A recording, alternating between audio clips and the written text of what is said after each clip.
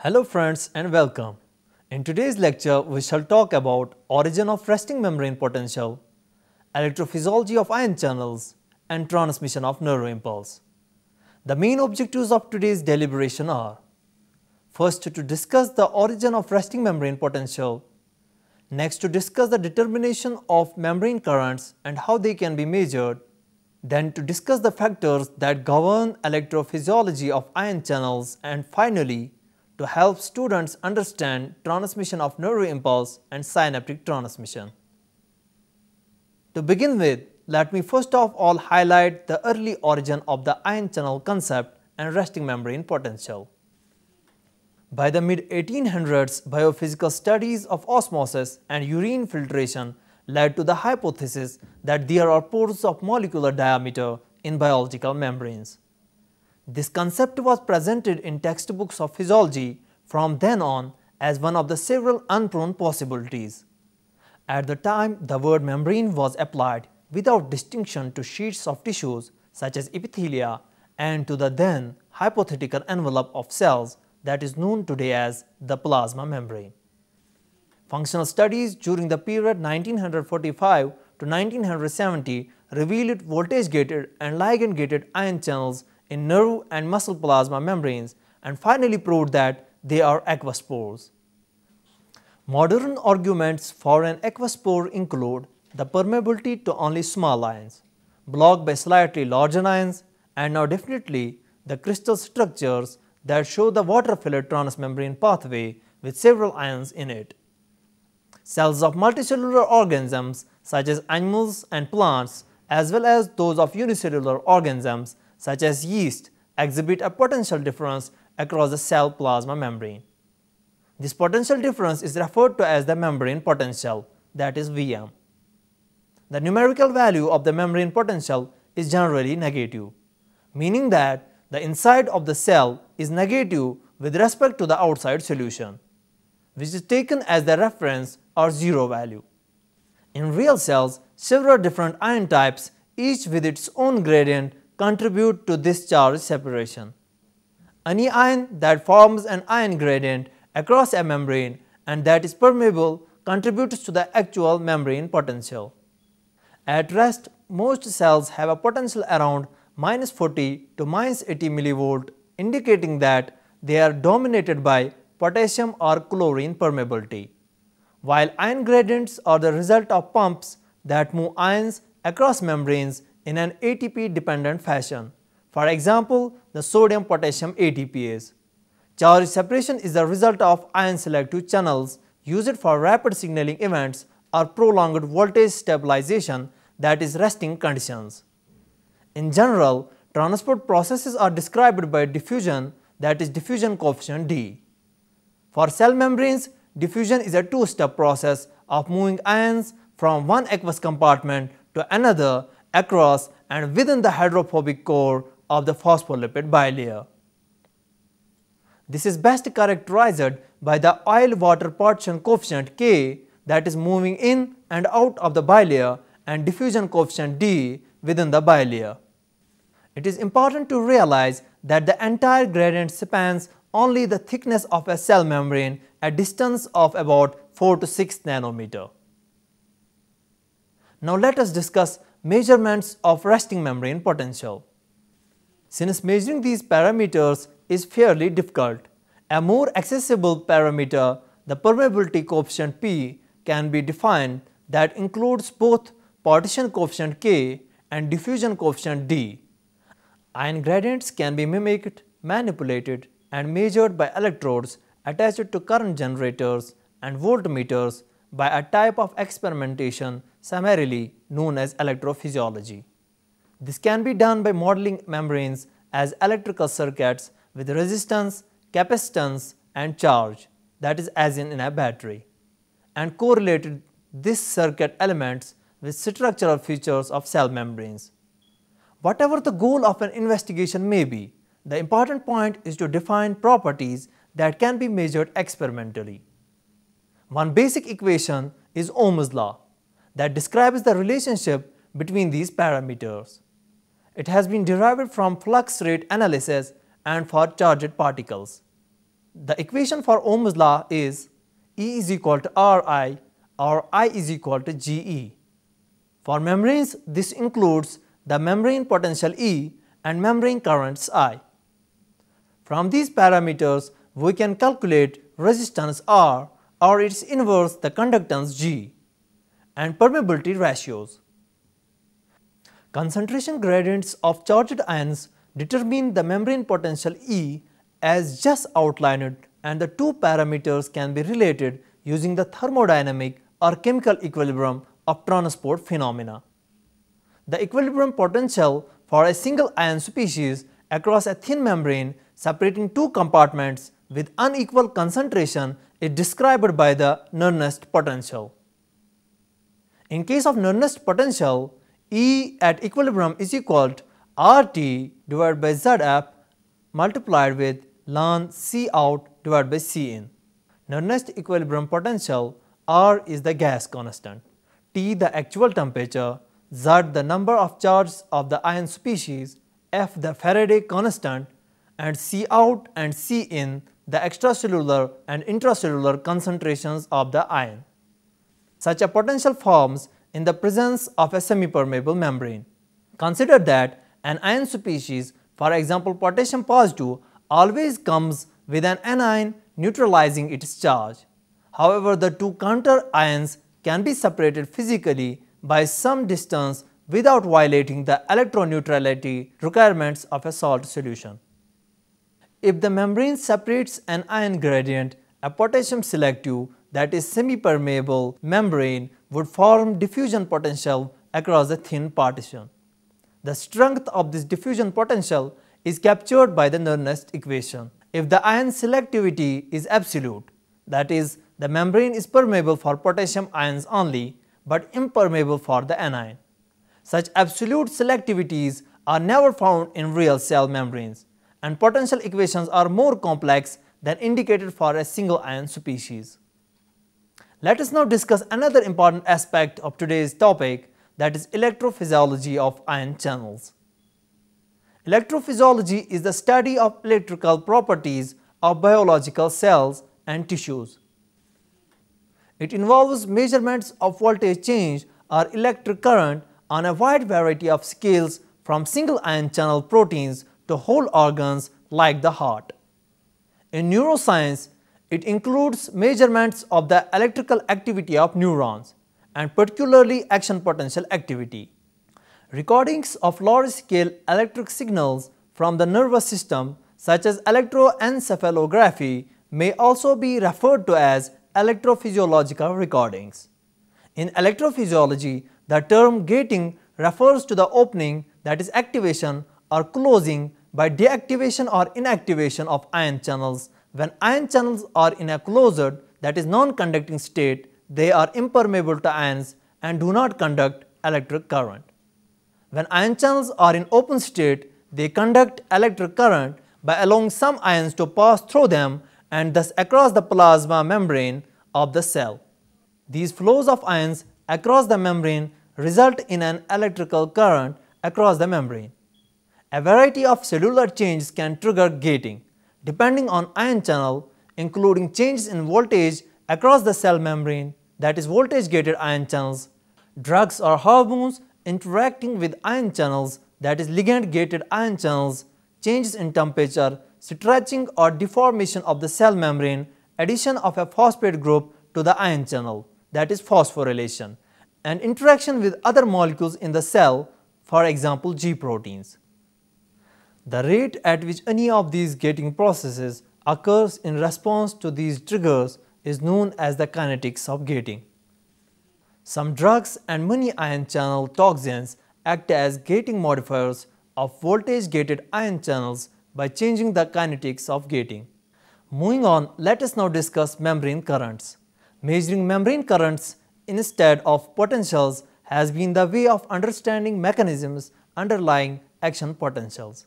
Membrane currents are the result of opening ion selective channels, which causes ions to flow across cell membranes.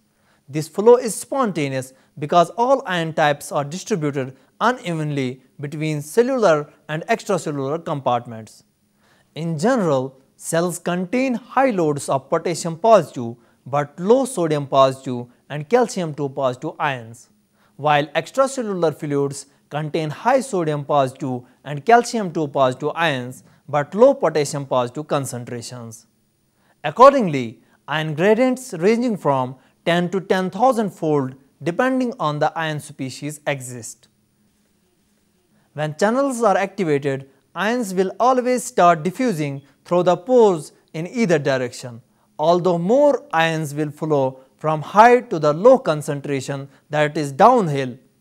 This ion diffusion is an important part of bioelectricity, maintaining resting potentials and generating action potentials.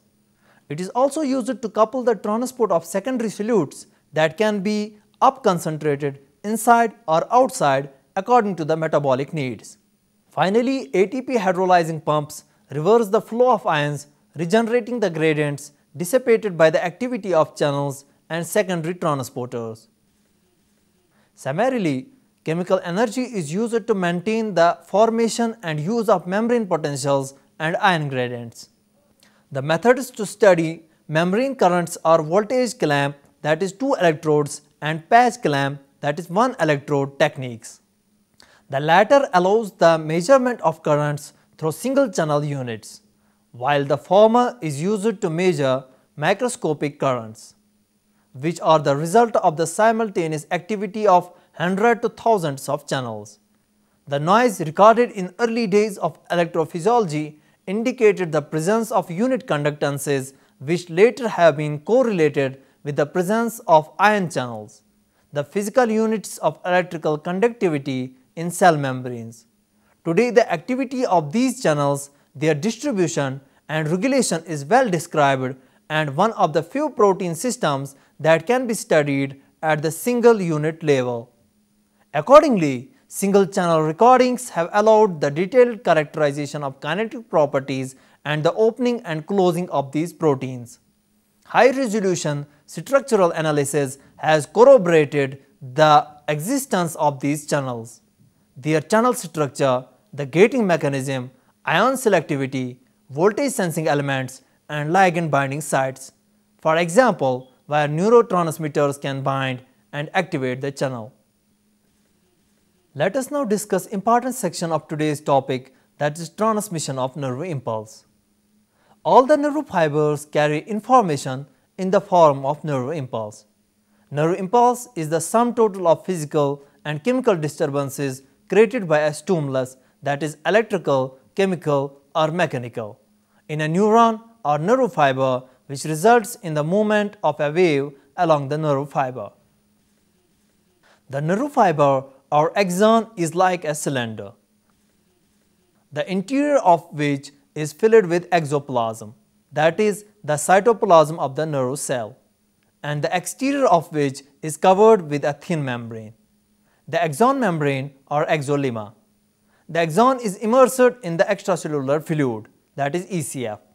Through exolemma, movement of fluid takes place between the exoplasm and ECF. The transmission of a nerve impulse along a neuron from one end to the other occurs as a result of electrical change across the membrane of the neuron. The membrane of an unstimulated neuron is polarized, that is, there is a difference in electrical charge between the outside and inside of the membrane. The inside is negative with respect to the outside. Polarization is established by maintaining an excess of sodium ions Na positive on the outside and an excess of potassium ions K positive on the inside. A certain amount of sodium positive and potassium positive is always leaking across the membrane through leakage channels, but the sodium-potassium pumps in the membrane actively restore the ions to the appropriate side. Other ions such as large negatively charged proteins and nucleic acids reside within the cell. It is these large negatively charged ions that contribute to the overall negative charge on the inside of the cell membrane as compared to the outside. In addition to crossing the membrane through leakage channels, ions may cross through gated channels. Gated channels open in response to neurotransmitters. changes in membrane potential or other stimuli. Now moving on, let us discuss the events that characterize the transmission of a nerve impulse. Number 1 is resting potential. The resting potential describes the unstimulated polarized state of a neuron at about -70 millivolts. Next is graded potential. A graded potential is a change in the resting potential of the plasma membrane in the response to a stimulus. A graded potential occurs when the stimulus causes sodium positive or potassium positive gated channels to open. If sodium positive channels open, positive sodium ions enter and the membrane depolarizes, that is, it becomes more positive. If the stimulus opens K positive channels, then positive potassium ions exit across the membrane and the membrane hyperpolarizes, that is, it becomes more negative. A graded potential is a local event that does not travel far from its origin. Graded potentials occur in cell bodies and dendrites.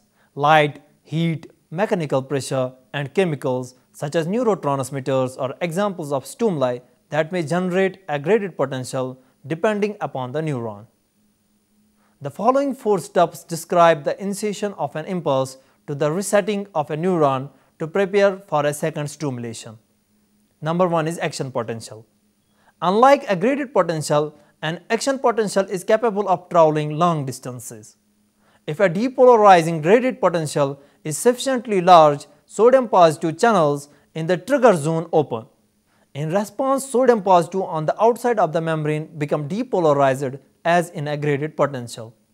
If the stimulus is strong enough, that is, if it is above a certain threshold level, additional sodium positive gates open, increasing the flow of sodium positive even more, causing an action potential or complete depolarization from -70 to about +30 millivolts.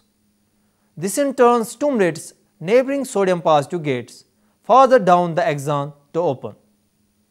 In this manner, the action potential travels down the length of the axon as opened sodium positive gates stimulate neighboring sodium positive gates to open. The action potential is an all or nothing event. When the stimulus fails to produce depolarization that exceeds the threshold value, no action potential results. But when threshold potential is exceeded, complete depolarization occurs. Next is repolarization.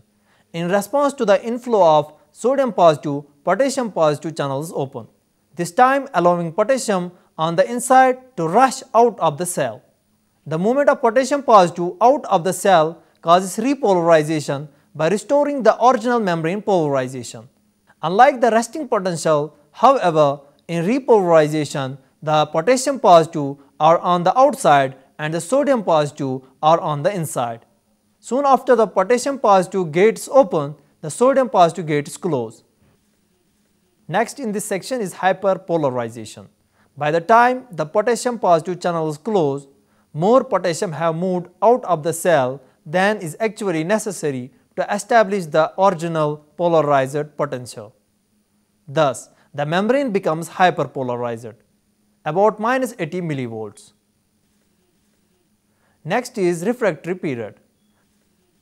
With the passage of the action potential, the cell membrane is in an unusual state of affairs.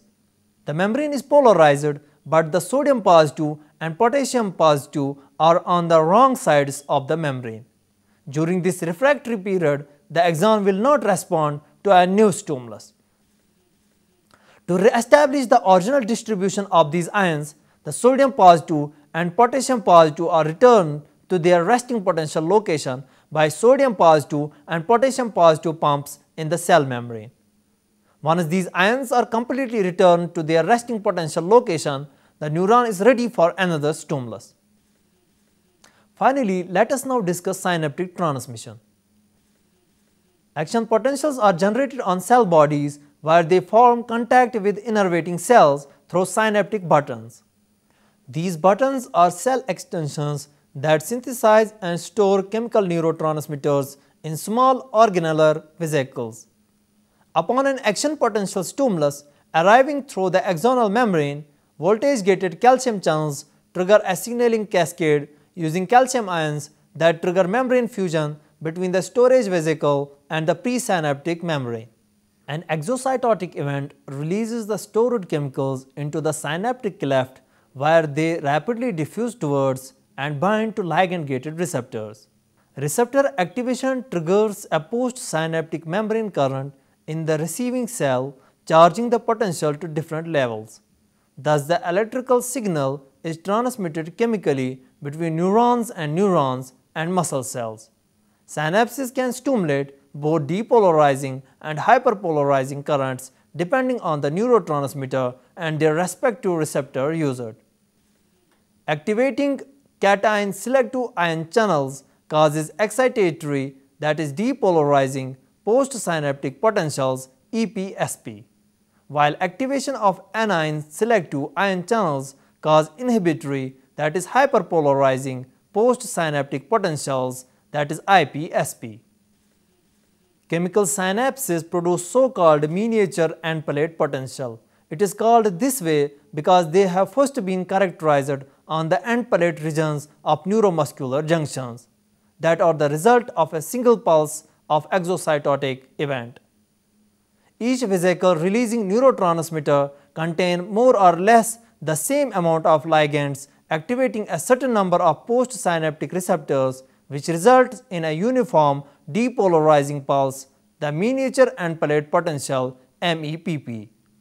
Usually neurotransmitters from dozens of vesicles are released, resulting in the local summation of many MEPPs eventually reaching threshold of the postsynaptic membrane that cause voltage-gated sodium channels to open. The chemical transmission is complete. Due to the nature of this quantized neurotransmitter release and a very large number of postsynaptic receptors clustered in the synaptic region, high-frequency signals from stimulating neurons result in temporal or spatial summation of MEPPs when a neuron is innervated by several synapses coming from the same or different neurons respectively.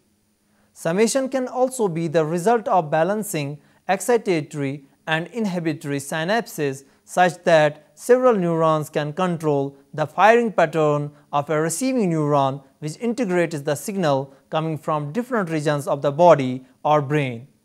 The complexity of neuronal signaling using combinations of excitatory and inhibitory synapses is indeed great, and the number of active synapses or how strongly they can signal can be modified by metabolic feedback mechanism. This variability is known as synaptic plasticity and is invoked in models of learning and memory. Some synapses are electrically rather than chemically coupled. These electrical synapses are composed of large gap junction plaques that contain thousands of gap junction channels.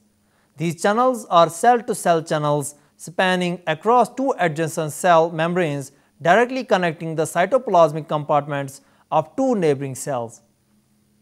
Gap junctions are found in all cells that are interacting with neighboring cells, not just neurons. Their major function is metabolic coupling of dozens of cells that can rapidly exchange metabolites without using extracellular exchange routes. A second function of gap junction is the electrical coupling of cell membranes. Thus, action potentials generated on one cell can rapidly spread to the neighboring cells without extracellular chemical signaling molecules. Electrical communication is an order of magnitude faster than chemical synaptic transmission. The mechanisms of metabolic and electrical coupling are not completely understood, particularly regarding the ability of many gap junctions to promote unidirectional information flow. With that, we come to the end of today's lecture. Hope you have understood it well. Thank you and goodbye.